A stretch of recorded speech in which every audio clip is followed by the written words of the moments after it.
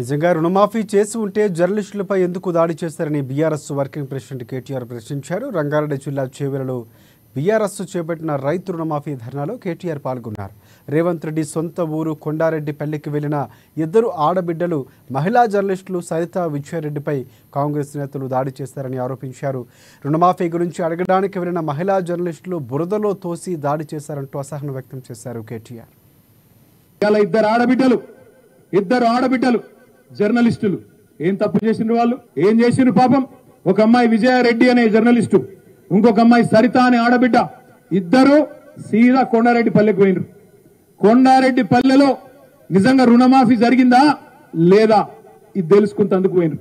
తెలుసుకుంటందుకు పోతే అక్కడ ఉండే కొంతమంది కాంగ్రెస్ గుండాలు వాళ్ళ మీద దాడి చేసి ఆడపిల్లలను కూడా చూడకుండా వాళ్ళను బురదలను నూకేసి వాళ్ళను కొట్టి రకరకాలుగా అసభ్యంగా ప్రవర్తించి కొండారెడ్డిపల్లిలో ఇద్దరు ఆడబిడ్డలకు అవమానం చేసిండు.